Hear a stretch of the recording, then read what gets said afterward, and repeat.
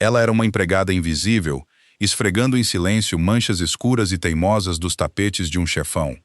Mas quando Vittorio Conti a seguiu até os becos mais sombrios de São Paulo, esperando acertar as contas de uma vez por todas com um traidor, o segredo chocante que ela sustentava com seu salário miserável levou o assassino mais implacável e frio da cidade ao seu limite absoluto. Vittorio Conti não havia se tornado o chefe da organização paulistana confiando nas pessoas ao seu redor.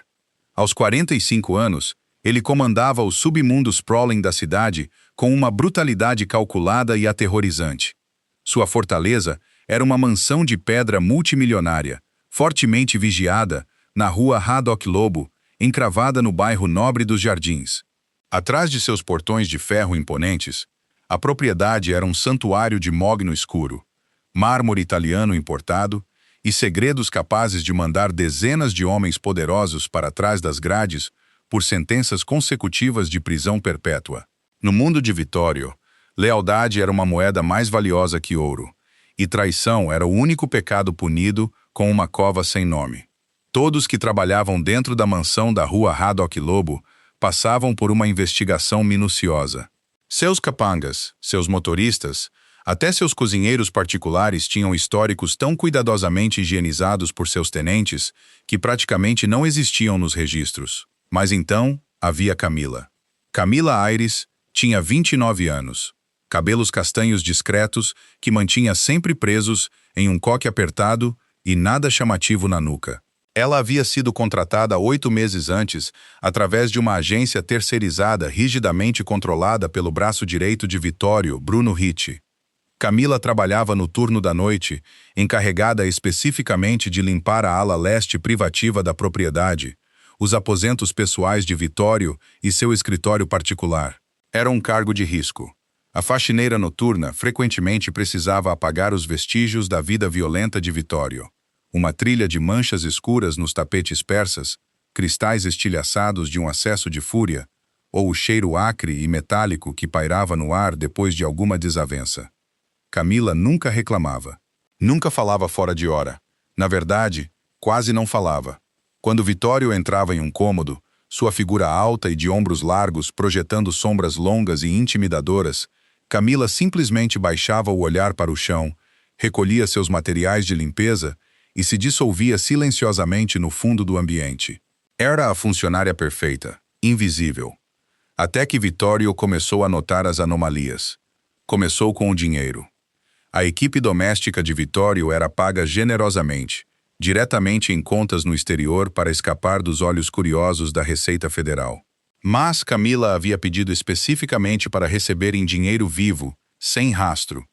Toda sexta-feira, Bruno entregava a ela um envelope grosso contendo R$3.900. Era uma quantia astronômica para uma faxineira, mas o adicional de periculosidade na casa dos Conti vinha com um prêmio considerável. Depois vieram os adiantamentos. No terceiro mês, Camila procurou Bruno com as mãos trêmulas e pediu um adiantamento de R$13.000. Alegou que era para uma emergência familiar, uma dívida que seu falecido pai havia deixado. Vittorio autorizou, supondo que fosse um caso isolado. Mas 2 meses depois, ela pediu outro adiantamento, R$6.500 dessa vez. Vittorio, um homem cuja sobrevivência dependia de vigilância hiperaguçada, sentiu o frio arrepio da suspeita se infiltrando no fundo da mente. Para onde uma jovem de 29 anos estaria canalizando milhares de reais em dinheiro sem rastro? Sua paranoia se aprofundou durante um jantar de alto risco em sua sala de jantar particular. Os chefões da facção Galli, uma organização rival com quem Vittorio negociava uma trégua frágil, estavam sentados à sua mesa. Camila fora encarregada de servir o vinho. Ao se inclinar sobre Franco Galli para reabastecer sua taça, Vittorio a observou atentamente. A mão dela não tremia. A respiração era firme. Mas seus olhos, geralmente fixos no chão, se ergueram por um instante, pousando sobre uma planta arquitetônica sensível do Porto de Santos que Vittorio havia deixado desenrolada sobre a mesa lateral. Foi uma microexpressão, um lampejo de cálculo intenso que durou menos de um segundo. Mas Vittorio viu. Naquela noite, depois que o pessoal da Galli foi embora, Vitório revisou as imagens de segurança. Viu Camila bater o ponto exatamente às 23h30. Ela não esperou a van do transporte da equipe. Em vez disso, caminhou para a chuva gelada de São Paulo, enrolando seu casaco de lã puída ao redor do corpo magro e desapareceu pela calçada molhada e iluminada de neon da Avenida Paulista. Ela é uma informante, Vitório murmurou para si mesmo, na escuridão de sua sala de segurança, os monitores luminosos lançando uma luz azulada pálida sobre seu rosto marcado e anguloso. Está vendendo informação para a Gali, ou pior, é uma informante do delegado Andrade. O pensamento de uma espiã dormindo sob seu teto, caminhando por seu santuário particular, gelou seu sangue. Se Camila estivesse escondendo um microfone ou fotografando seus livros-caixa para entregar às autoridades e quitar alguma dívida monstruosa, todo o seu império estava à beira de um colapso catastrófico. Vitório não ordenou que Bruno resolvesse o assunto. Se Camila fosse uma espiã, ele precisava saber exatamente quem era seu contato. Precisava saber para onde a informação estava indo e precisava cortar a cabeça da cobra com as próprias mãos. Decidiu que a seguiria. Na quinta-feira seguinte, na noite em que ela recebia seu envelope, Vitório esperou. Vestiu um sobretudo preto pesado, um boné escuro puxado sobre a testa, e levava, escondido sob o paletó, o objeto frio e silencioso que sempre carregava em ocasiões assim. Às 23h30, a pesada porta de carvalho da entrada de serviço se fechou com um clique. Camila emergiu no vento cortante do inverno paulistano. Apertava contra o peito sua bolsa de couro gasta, a bolsa que Vitório sabia conter R$ 3.900 do seu dinheiro. Vitório saiu pelo portão lateral, completamente despercebido por seus próprios seguranças de perímetro. Entrou no banco do motorista de uma Range Rover blindada, com vidros pesadamente fumês, que mantinha estacionada fora do local para deslocamentos discretos. O motor ganhou vida com um rugido baixo e ameaçador. Enquanto Camila caminhava em direção à estação de metrô, Vitório engatou a marcha. Seus olhos se estreitaram em fendas letais. Naquela noite, ele descobriria a verdade, e antes que o sol nascesse sobre a represa Billings, Camila Aires pagaria o preço máximo por sua traição. Seguir um alvo em uma metrópole vasta como São Paulo era uma arte, e Vitório Conte era um mestre nela. Manteve a Range Rover blindada exatamente um quarteirão atrás de Camila, rastreando sua figura pequena e encolhida enquanto ela descia para o interior fluorescente da estação Sé. Vitório estacionou o carro em uma zona de carga e descarga, indiferente às consequências, e desceu rapidamente as escadarias de concreto. Pagou a passagem em dinheiro e deslizou para a plataforma, bem quando o trem que seguia rumo à Zona Leste guinchou até parar. As portas se abriram e ele viu Camila embarcar no vagão do meio. Vitório embarcou no vagão seguinte, posicionando-se perto das portas de conexão, de onde podia observá-la através do vidro embaçado sem ser visto. Camila sentava rígida no banco de plástico, os nós dos dedos brancos de tanto apertar a bolsa. Parecia aterrorizada. Ótimo, pensou Vitório. Deveria estar. Quem roubava da família Conte raramente vivia o suficiente para gastar o dinheiro. O trem sacolejava, deixando para trás a riqueza reluzente do centro financeiro. Passaram pelo Centro Velho, depois pela Liberdade, mergulhando cada vez mais fundo nas artérias esquecidas e negligenciadas da cidade. Por fim, o trem parou com um chiado na estação do Brás, num bairro do Glicério, área ingrata e sem lei, inteiramente controlada pelos remanescentes do Bando Ferraz, uma facção de rua volátil que Vitório havia desmantelado violentamente 4 anos antes. Por que ela está aqui? A mandíbula de Vitório se travou. Se ela está me vendendo para o Bando Ferraz, vou incendiar esse bairro inteiro até o chão. Camila desceu apressada do trem. Vitório a seguiu, uma sombra silenciosa e mortal rondando-a pelo frio cortante. As ruas ali eram completamente diferentes das dos jardins. Postes piscavam e zumbiam, lançando sombras longas e irregulares sobre calçadas rachadas e vitrines entabuadas. O ar cheirava a concreto úmido, cerveja velha e desespero. Camila se movia com urgência ensaiada, seguindo um caminho tortuoso. Cortou por um beco estreito e cheio de lixo, voltou por uma rua transversal e parou na esquina para checar por cima do ombro. Vitório pressionou as costas contra a parede gelada de tijolos de um bar de esquina, dissolvendo-se completamente na escuridão. Ela estava empregando táticas rudimentares de contravigilância. Definitivamente escondia algo. Finalmente, Camila chegou a seu destino. Um sobrado dilapidado de 3 andares, que parecia abandonado havia uma década. As janelas estavam tapadas com compensado apodrecido, e os degraus da entrada desmoronavam.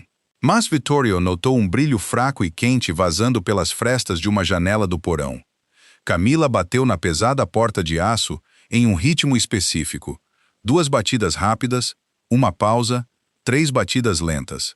Um instante depois, a porta se abriu com um rangido, revelando uma fresta de luz, e ela se esgueirou para dentro. Vittorio esperou 80 segundos. Desabotoou o sobretudo, alcançando por dentro para segurar a textura fria de sua arma pessoal, guardada no coldre sob o braço. Manteve-a baixa, junto à coxa, e se aproximou do prédio. A fechadura da porta era velha, mas fortemente reforçada. No entanto, a janela lateral que dava para o porão estava protegida apenas por uma grade de ferro enferrujada. Usando sua força bruta, Vittorio segurou as barras de ferro e puxou. Os parafusos enferrujados gemeram em protesto antes de arrebentar por completo, soltando a grade da alvenaria desmoronada. Vittorio empurrou a janela rachada e se esgueirou silenciosamente para o porão. O ar lá dentro cheirava intensamente a álcool, produtos de limpeza fortes e algo metálico. Encontrou-se em um corredor estreito e mal iluminado. Do cômodo no fim do corredor, ouviu vozes. Vittorio levantou o objeto que trazia junto ao corpo, destravando a segurança com um clique quase inaudível. Avançou, suas botas de sola de borracha não fazendo absolutamente nenhum som sobre o piso de linóleo. Esperava virar a esquina e encontrar Franco Galli ou algum policial corrupto aguardando para trocar um envelope de dinheiro pelos segredos de Vittorio. Chegou ao batente da porta e espiou pela borda, o dedo pairando perigosamente perto do gatilho. O que viu o paralisou. Não era o esconderijo de um chefão rival. Era uma clínica de trauma clandestina improvisada. As paredes estavam repletas de material médico roubado, suportes de soro e cilindros de oxigênio. No centro do cômodo, sob uma luz cirúrgica ofuscante, estava o Dr. Wagner Assis, um cirurgião torácico brilhante e desacreditado, que havia perdido a licença médica anos antes e agora operava exclusivamente no mercado paralelo, tratando vítimas de ataques violentos que não podiam correr o risco de ir a um hospital. Camila estava diante do Dr. Assis. Abriu sua bolsa de couro gasta e começou a tirar maços de notas de R$ 100, batendo-os sobre uma bandeja cirúrgica de aço. 3.900, Dr. Assis, disse Camila, a voz trêmula, despojada da submissão silenciosa que exibia na mansão. Exatamente como combinamos. Isso cobre os antibióticos, o equipamento de fisioterapia e a diálise das próximas 2 semanas. Você está cortando muito perto do limite, Camila, respondeu o Dr. Assis, ríspido, contando o dinheiro com mãos enluvadas. Os pulmões dele estão falhando de novo. Os fragmentos perto da coluna estão causando infecções constantes. Esse dinheiro mantém ele respirando, mas não resolve o problema de raiz. A cirurgia de extração vai custar 65 mil. Se você não conseguir esse valor até o fim do mês, ele não vai resistir. Eu vou conseguir, disse Camila, com fervor, as lágrimas finalmente escorrendo pelo rosto. Estou trabalhando para o Conte. Ele paga adicional de risco. Vou esfregar cada centímetro daquela casa maldita se for preciso. Vou pedir outro adiantamento. Só mantenha ele vivo, Wagner. Por favor. A respiração de Vittorio ficou presa na garganta. Baixou lentamente a arma. Olhou além do Dr. Assis e Camila, em direção ao canto do cômodo. Deitado em uma cama hospitalar enferrujada, estava um garoto, não mais que 16 anos. Estava conectado a um labirinto de tubos e um respirador que zumbia. Seu corpo frágil estava imóvel, paralisado da cintura para baixo. Vittorio encarou o rosto do garoto e uma onda súbita e violenta de náusea o atingiu. O objeto em sua mão parecia de chumbo. Ele conhecia aquele rosto. 4 anos antes, naquele exato bairro, Vitório havia ordenado um ataque devastador contra o esconderijo do bando Ferraz para erradicar sua liderança. O ataque fora um sucesso, mas seus homens haviam sido descuidados. Uma explosão atingiu um carro civil que passava. Vitório lera o relatório da polícia. Uma mãe e um pai morreram instantaneamente. O único sobrevivente foi um garoto de 12 anos no banco de trás, gravemente ferido pelos estilhaços da explosão, que o Estado havia classificado como dano colateral permanente. O garoto na cama era Tomás Aires. A percepção atingiu Vitório como um trem em disparada, tirando o fôlego de seus pulmões. Camila não era uma informante, não era uma espiã. Era a irmã mais velha do garoto que os homens de Vitório haviam destruído. Ela havia se infiltrado na casa do próprio monstro que a deixara órfã, engolido sua dor e apagado os vestígios dele de seus pisos. Tudo para pegar seu dinheiro sujo e usá-lo para manter o irmãozinho vivo. Pela primeira vez em sua vida implacável e violenta, Vittorio Conti, o rei indiscutível do submundo paulistano, ficou completamente sem palavras. O silêncio na clínica subterrânea era absoluto, quebrado apenas pelo assobio rítmico e mecânico do respirador de Tomás. Vittorio Conti, um homem que havia encarado cartéis rivais e promotores federais corruptos sem pestanejar, estava paralisado na soleira da porta. O objeto silencioso, normalmente uma extensão de sua própria vontade violenta, parecia estranhamente pesado. Ele o baixou, o cano apontando para o linóleo rachado. Deu um passo para fora das sombras, entrando na luz áspera e ofuscante da lâmpada cirúrgica. Camila engasgou, um som cru e cortante rasgando sua garganta. Girou o corpo, o rosto perdendo toda a cor, até ficar tão pálido quanto a gaze estéril na bandeja do Dr. Assis. Por um segundo, não conseguiu processar a impossibilidade da cena. O próprio diabo estava parado em um porão esquecido do glicério, vestido em um sobretudo cinza-chumbo sob medida. Dr. Assis cambaleou para trás, derrubando uma bandeja de instrumentos que retiniu ruidosamente no chão. Ergueu as mãos enluvadas, os olhos arregalados de puro terror. "Conte", o médico sussurrou, reconhecendo o chefão imediatamente. Todo mundo no submundo conhecia o rosto de Vitório. Era a última coisa que muitos deles viam. Camila não implorou. Não caiu de joelhos nem pediu clemência. A submissão aterrorizada que exibia na mansão desapareceu, substituída pelo instinto primal feroz de um animal encurralado protegendo sua cria. Deu um passo à frente, colocando-se diretamente na linha de visão de Vitório, os braços abertos para proteger o corpo frágil e paralisado de Tomás na cama enferrujada. "Faça isso", Camila sussurrou, a voz tremendo violentamente, mas carregada de desafio absoluto.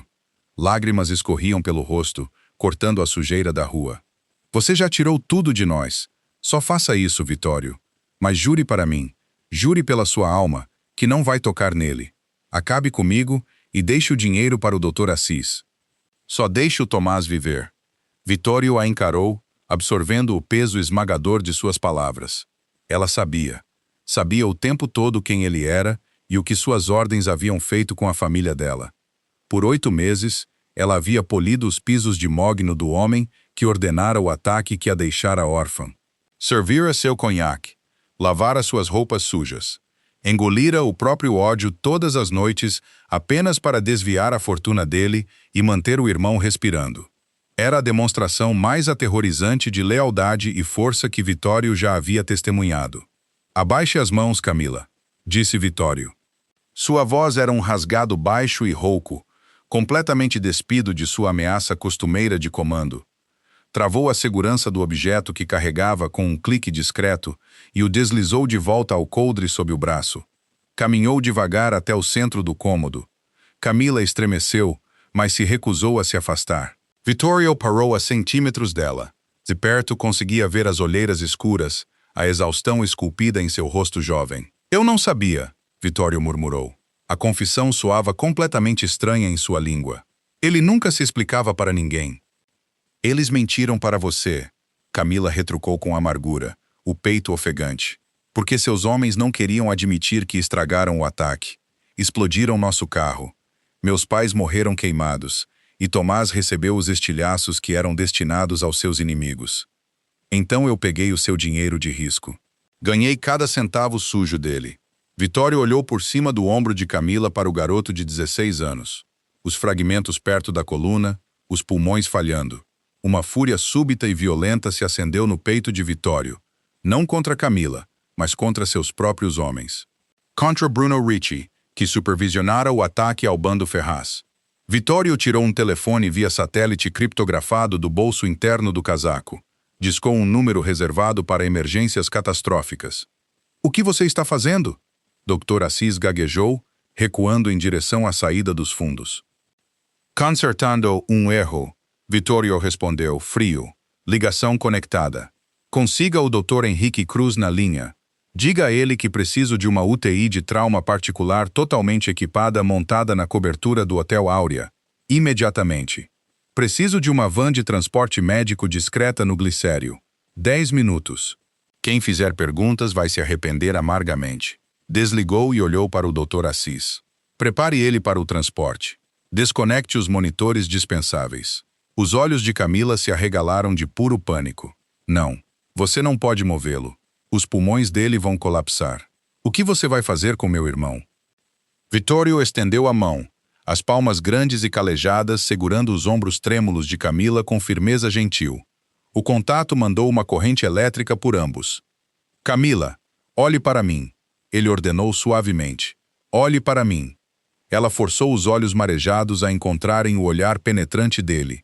"Esse porão está matando ele", disse Vitório, o tom inflexível, mas surpreendentemente gentil. "O Dr. Assis é um remendão operando num esgoto. Vou levar o Tomás para o melhor cirurgião torácico do hemisfério ocidental. Ele vai extrair os fragmentos. Vai recuperar os pulmões dele. E eu vou pagar por tudo." Camila o encarou, incrédula. "Por que você faria isso?" "Porque eu o quebrei", disse Vitório, a voz densa de um remorso pesado e sombrio. "E por que você teve a coragem de roubar do diabo para reconstruí-lo? Ninguém mais vai tocar em você a partir de agora, Camila." Ninguém.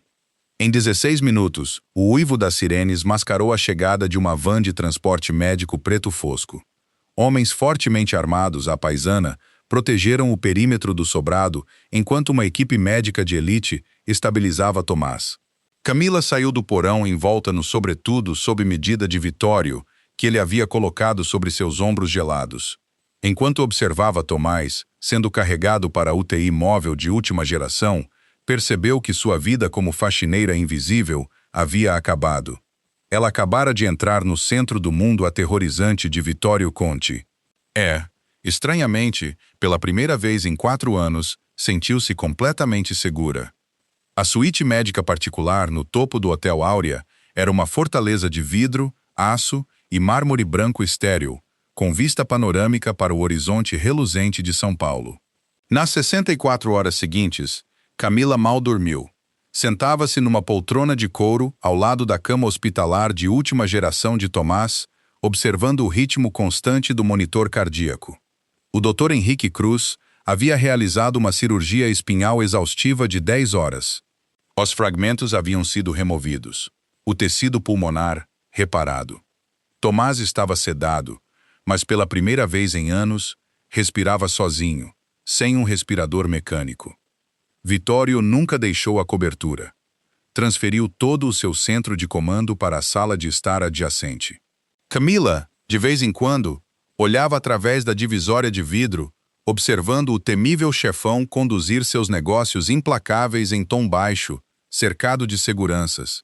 Mas toda vez que erguia os olhos, encontrava o olhar escuro de Vitório já fixo nela, carregado de uma proteção intensa e ardente que fazia sua respiração falhar. A dinâmica entre eles havia mudado irrevogavelmente. O medo paralisante que Camila outrora sentia se dissolvera, substituído por uma tensão complexa e magnética. Vitório trazia as refeições dela pessoalmente. Forçava-a a descansar. Tocava o braço dela com uma reverência reservada a coisas frágeis e preciosas, um contraste gritante com a violência que ele empunhava contra seus inimigos. Mas uma tempestade estava se formando sob a superfície do império de Vitório, e seu nome era Bruno Ricci. Bruno era o braço direito de Vittorio, o homem que cuidava da folha de pagamento, o homem que entregava a Camila seu dinheiro toda sexta-feira e, crucialmente, o homem que pessoalmente comandara o ataque que destruíra a família de Camila 4 anos antes. Quando Bruno descobriu que Vittorio havia desaparecido da mansão dos Jardins e se mudado para o Hotel Áurea para vigiar uma faxineira noturna qualquer e um garoto paralítico, seu instinto de sobrevivência disparou. Bruno fez a investigação que deveria ter feito 8 meses antes. Juntou as peças. Se Vittorio descobrisse que Bruno era diretamente responsável por mentir sobre as vítimas civis, ele arrancaria a carne de seus ossos. Bruno sabia que a única forma de sobreviver era eliminar as evidências. O garoto e a moça tinham que morrer, e precisava aparecer uma complicação médica. Na terceira noite, uma rara tempestade torrencial castigava a cidade. Vittorio havia subido brevemente ao heliponto privativo para atender uma ligação criptografada sobre um carregamento no porto, deixando a suíte guardada por 2 homens na porta da frente. Bruno usou sua credencial de segurança para passar pelo saguão. Chegou à cobertura pelo elevador de serviço privativo, escondendo em uma seringa uma dose letal de cloreto de potássio. Passou pelos seguranças, sob o pretexto de uma reunião de emergência, e entrou na UTI silenciosa e mal iluminada. Camila dormia na poltrona, a cabeça apoiada na beira do colchão de Tomás. Bruno se moveu silenciosamente em direção à linha do soro. Destampou a seringa, os olhos frios e desprovidos de piedade.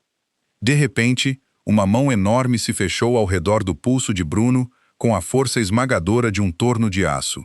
Bruno arquejou, derrubando a seringa, enquanto os ossos do braço estalavam sob a pressão.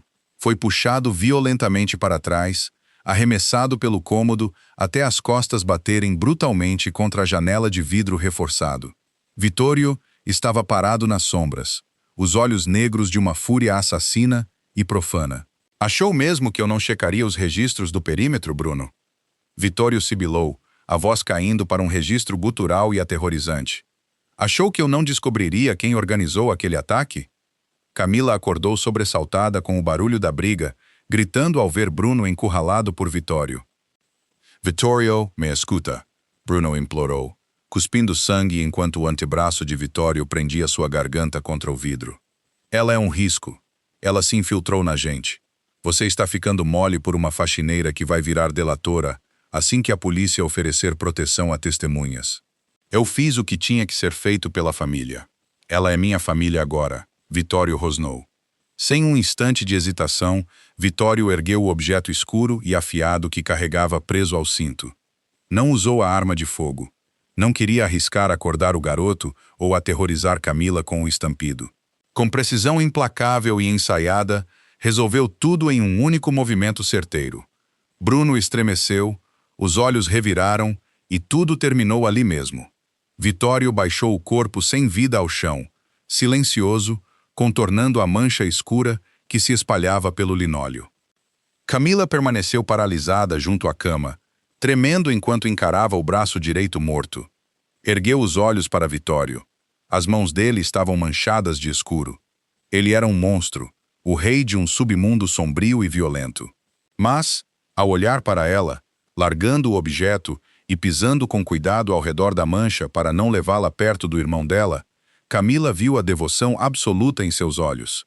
Vittorio caminhou até Camila, segurando gentilmente o rosto pálido dela entre as mãos grandes, ainda manchadas de escuro. Ele nunca mais vai te machucar, Vittorio sussurrou, a testa apoiada na dela. Ninguém vai. Suas dívidas estão quitadas. Seu irmão está a salvo. Você nunca mais vai precisar esfregar um chão no escuro enquanto eu tiver fôlego nos pulmões. Camila se apoiou no toque dele, o terror finalmente se dissolvendo numa entrega profunda e avassaladora. Segurou as lapelas do paletó dele, puxando-o para mais perto, fechando a distância entre a faxineira invisível e o rei da máfia. Quando os lábios dele encontraram os dela num beijo feroz e desesperado, Camila soube que não estava mais se escondendo da escuridão. Estava ao lado do homem que a comandava. Esse romance sombrio e retorcido da máfia te prendeu até o final? De uma faxineira desesperada escondendo um segredo trágico, a um chefão implacável disposto a queimar seu próprio império para protegê-la, a história de Vitório e Camila prova que, às vezes, os homens mais perigosos amam com mais intensidade. Se você curtiu essa história intensa de traição, sacrifício e romance perigoso, deixe seu like, compartilhe com seus amigos e se inscreva no meu canal para mais histórias emocionantes.